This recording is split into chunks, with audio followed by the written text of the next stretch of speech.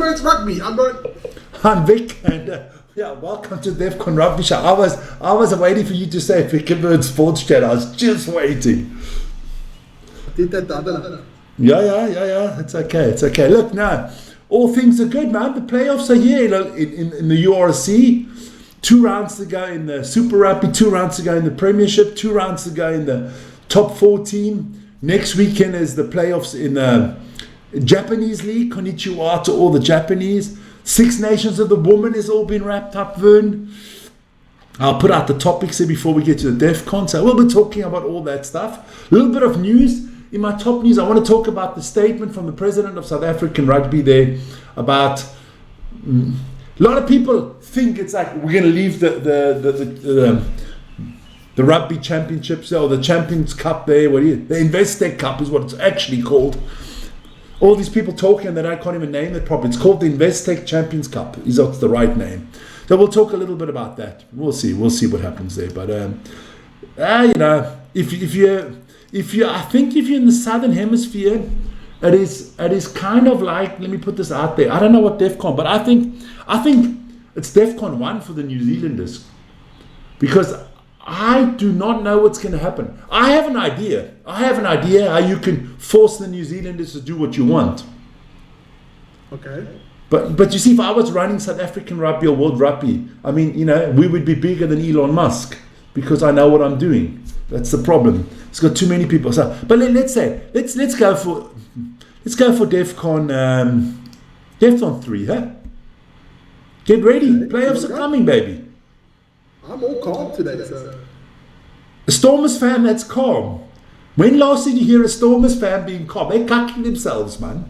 We're in the playoffs and your team's not, so... You see, that's why I don't have to cuck myself. Don't forget to like, subscribe, and hit the notification button. As you can see, we're up to 156,526. All nice in pink. I changed things around there for myself. There you go. But look, only one place to start. Wait, let me get my drink. I've got a special drink here today. Not limoncello. I mean, you can't drink limoncello when you lose. This is my new Bulls drink. It's called Sardi with bitter lemon. Good for you. Of course, everything's good for me. There you go. Let's have a look at those results of the weekend. And I'm going to give you the stage. I'm going to shut up. Tell me about the Stormers against Cardiff. Well, it started off promisingly, Vic. The first 5 minutes were electric. We went into the lead 7-0. They were playing absolutely fantastic. 2 penalties on the scrums, and then they just stopped playing. That's it. So who's to blame now?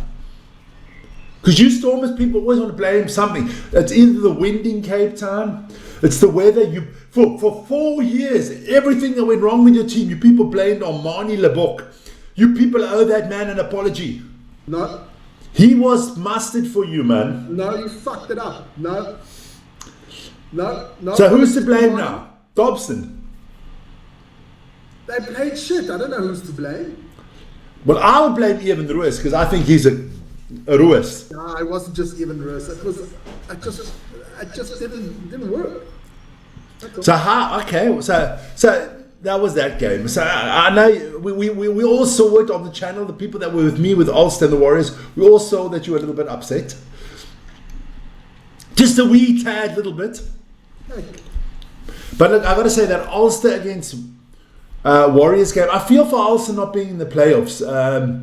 They've actually played a good season. We'll get to that afterwards. Who was the teams you thought they did exceptionally well, and the things that were like a disgrace or an embarrassment? We'll get to the Sharks later. And then, if you deserve to make the playoffs, you make the playoffs. If you don't deserve it, you don't. Then Connacht could win there against Edinburgh. They needed that win to get into the playoffs. Yeah. Look, had the Ulster won, Lions would have been out, I think. Huh? No, the Lions finished 7th, didn't they? We'll see afterwards. Behind Connacht. Yeah. Then the mighty Sharks actually turned up against Tebre, 54-19. What I liked about that Sharks game was all the young players that were playing there. Siaya, was Fuzimoya. I mean, like I said, get rid of the old age home. I don't want to see Bongi. I don't want to see Eben. I don't want to see Vincent Koch. I don't want to see, well, I'm not going to see Sia anymore. I don't want to see any of them anymore. I don't want to see Mampimpi. They can all go. They can all go play for the Cheetahs. Yeah, no, it was nice seeing some young players. And yes, it was. Good young players. Let them play. We might not make the playoffs with them next year. But the year afterwards, we'll be playing for the title if we keep those young boys. Yeah. Then the Bulls against Benetton. You did that one. It was a bit of a mixed game. The Bulls also struggled there at the beginning a lot. At the end, they did pull away, but the Benetton they put in a better performance than they did against the Sharks. But the Bulls, at the end, you just saw they had the quality. Look, I'm going to go and say something now. The only South African team you can trust in the playoffs is the Bulls. Do you trust your Stormers to win next week at home against Cardiff? Is it for you nailed on they're going to win? You're saying nothing right there tells me all I need to know. The Stormers will win next week, no problem. But you know the Bulls are winning. At home. It's going to be a tough game against Munster. Munster's a gat, man. The GOAT will take care of it. Andre Pollard will take care. That's the difference. Wasn't that the difference in the Cardiff game? How many kicks in I almost said Mahoney. Not Mahoney's not too good. He didn't miss a lot of. I don't think he missed one. Okay. Did he play good? No. Okay, there you go. Then Leinster thrashed the Ospreys.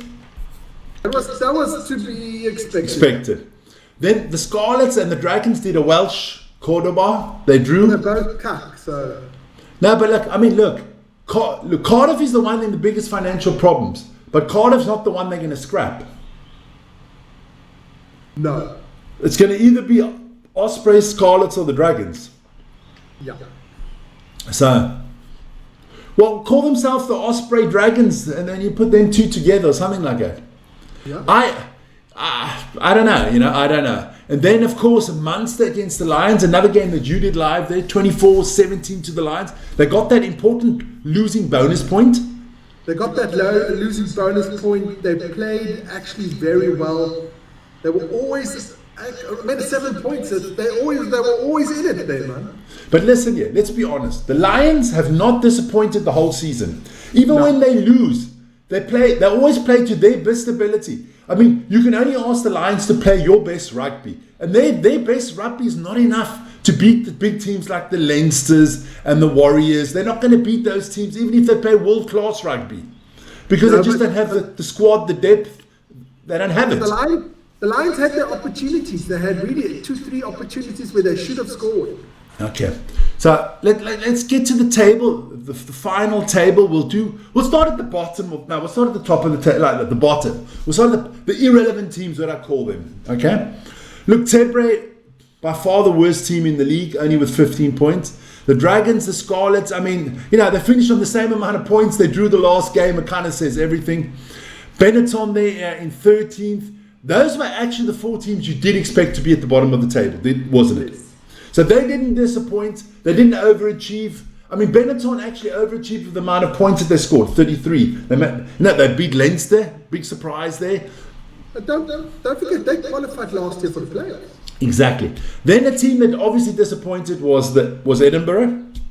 They were in the playoffs last year, not in this year. The Ospreys, I don't think the Ospreys disappointed. The Ospreys are there where people thought they were going to be, between 10 and 11. They're about, yeah. Then this team, the Guppies, the Clownfish, the fucking Sardines, or as they are called, they call themselves the Mighty Sharks, but they are the biggest embarrassment and the biggest disappointment. And I'm not talking about the boys on Saturday now. I'm talking about the whole season. Started off with Plumtree. Then we've gone on to JPP, you know me, I know nothing, Peterson. The Sharks have been an embarrassment. The Sharks have been the worst team, the biggest underachievers, and the biggest disappointed in the URC. Do you agree? I have to agree. I still watched the interview afterwards with Sia Khaleesi. And even he said he apologized. He says the potential of the Sharks, they did not live up to it. So he was very They did not live up to it. They couldn't live up to it. If they used fucking Viagra, they wouldn't get it up. It was just very disappointing by the Sharks. That was so slap. Not even Viagra would have got it up. No, that was cuck. I was so disappointed. I had the Sharks winning it this season. I thought, look at the squad. I mean, you ran down the names of the team. You had like 14, 15 Springboks. You thought, my Lord, bring on the All Blacks. The Sharks would beat them, you know? Kind of that kind of stuff. Do you remember at the beginning of the season, we said, Sharks, Bulls, no problem getting to the playoffs? Stormers, maybe. Stormers were on the edge and Lions on the... Exactly. Would just miss out. No. That was our predictions when we talked about it at the beginning of the season. And I must say, the Sharks disappointed. Listen here. I can't wait for the Curry Cup because I want to see those young kids from the weekend play for the Sharks. I don't want to see the eye doctor anymore. Even I don't even want to see Ox. I don't want to see them anymore. I've had it with them. Go play with the Springboks. So that's all they're interested in. These are money that they don't turn up. I mean, come on. We had games, Vern. We had games. I'm going to run down a team that I know that we had once. Where we got humiliated. We had Ox, we had Bongi, we had Vincent Koch, we had Eben Etzebeth, we had, what was his name? The other number 5, I can't remember. We had the 2 Chukatukas in there, we had Sia Kolisi in there, we had Grant in there, we had freaking Fassi in there, we had Edward van der Merwe in there, Mampimpi in there, Ethan Hooker, Esther Hazen. And then we still had on the spring. We had like 4 Springboks on the. Then we had the Hendricks brothers on the bench and all that. We had out of the 23-man squad, we had 17 Springboks, and we were losing to Scarlets and shit like that. Come on, that is embarrassing, man. It is. And if you're the Sharks owner, if I was the Sharks owner, I'd be ducking them wages, man. They wouldn't get paid by me. I'd be pissed, man. I'd be totally pissed. No. And then, I mean, Ulster, I feel for Ulster, but look, you don't make it, you don't make it. It's the end of the story. Man, let's have a look at that top half there. So the teams that did make it, look, we've got Connacht, Munster and Leinster, 3 Irish teams. We've got 3 South African teams, 1 Scottish team and 1 Welsh team. It's actually quite good. There's not 4 Irish or 4 South African. I like the mixture a little bit. It's just a pity it's my Sharks this year that didn't make it. But I mean, so we got Connacht going to Glasgow. We know that. I think Connacht is actually. I thought Connacht would be a little bit better. The Lions, or maybe the Lions and Cardiff, the 2 teams that overachieved this year. This is Cardiff. I thought made the playoffs last year as well. So. Yeah, but the state of Welsh rugby, we didn't. We knew one of the Welsh were going to make it because of that funny, stupid rule. But I don't know. I think the Lions did phenomenally well to get into the playoffs this year. It's their first time ever. And I thought it was good that Cardiff made it out of merit and not because of the Yes, that's a good thing. But I mean, they had the Stormers. Stormers were going to help them out in any case. And then, I mean, look, you look at Connacht all the way to Munster. It's 1 point between those bottom 4 teams there. Right. It could have easily been Lions against the Bulls. It could have easily been. I'm glad that it ended like this. That none of the South Africans have to. None of them hit each other. Look, Stormers are lucky to get that bonus point. Otherwise, they would have been behind the Bulls. But it doesn't really make a difference. Leinster and then of course Glasgow on top. Glasgow was the best team all season. Yes, the consistently the best one. Yeah. Best team. So let's look at the playoff picture. My nose is itching, man. Itching. Here we go. Bottom of the play. Here's the playoff picture. So this is what we got. Friday night, Warriors against Connacht. I'll be doing that one. Well, not this Friday. The Friday after. Friday afterwards, yeah. Friday the 30th. Then, so I can't see Connacht going to the Glasgow Warriors and winning. I don't know. I think that one's still a chance there. Bulls, Munster, I see a 30, 40, 50 burger coming here for the Munster. I think the Bulls will destroy them. The way Munster's playing at the moment, yes. And then it's not the Bulls, it's obviously the Stormers there against Cardiff. You would be happy if the Bulls would play for the Stormers, but look. I still think in Cape Town the Stormers win this. I think the Stormers will win. I'll go with the Stormers win, but I don't think it's more than 7 points difference. Fuck, no, I can't see the Stormers winning like 35-10 or something like that. If best like 28-21, maybe 28-25, I think this could be a close game. And then Leinster against the Lions. Look, I love the Lions. They have overachieved, but I think they're going to get hammered in Leinster. They're going to get hammered. I think it's going to be like a 48-7 or something like that. No. The Lions will score more than 7, but I think they'll lose by about 25 points. Yeah, but we'll support the Lions all the way. We will support the Lions all the way. So we'll have... normally, the 4 home teams should win. And then it's going to be the Bulls against the Warriors, and the Stormers have to go to Leinster. Exactly. And I think the Bulls have a better chance of winning in Glasgow than the Stormers have winning in Leinster. Definitely. There you go. So there you go. So we're looking forward to the playoffs, but no playoffs this weekend. We'll discuss that on Friday's Defcon show. Of course, it's the Investec Cup and the Challenge Cup finals, where obviously there's no South Africans in that one. We'll talk Nowhere about. To be seen, Vic. Well, let's talk about that right now before we get into the Super League. Look, the president came out and he said they have to evaluate the European competitions, right? Which also means the URC. People automatically say, well, they're pulling out the URC. Of course, we had our dumb ass that always comes on this channel, Janre. Oh, they're out. That's not what he said. He said that if actually South Africa wants to force the World Rugby into getting a united calendar, because that's actually what you want. Yeah. All you want is for the Rugby Championship and the Six Nations to be played at the same time. That's basically what they want. Then you can play the Investec Cup. Then you can play like all other teams can as well. I got a solution. SA Rugby. Go phone your bookies there in Argentina. Tell them to stop eating their bloody steaks. And tell them, you know what, let's phone the Six Nations and let's make it 8 nations out of it, and don't do the Southern Hemisphere anymore, because Australia would also like. Australia also wants to change the calendar. It's the fucking sheep-shagging New Zealanders are blocking everything again. Yeah. I don't think it's good, man. The World Rugby has to come out and put out a statement and say, listen here, all international competitions are in this time of the year, in these 3 blocks. Finished. All big competitions, Super Rugby, URC, Top 14, Gallagher Premiership, they are all played in the same blocks. NPC, Curry Cup, and all the other dog shit leagues, they play in that block. Just the way it should be, yeah. Haven't I said this for 2 years? Yeah. But not just going to be interesting to see how the South Africans take this next season's URC Investec Cup, because so that qualifies you for the 2028 Cup World Championship. Yeah, but I mean, look.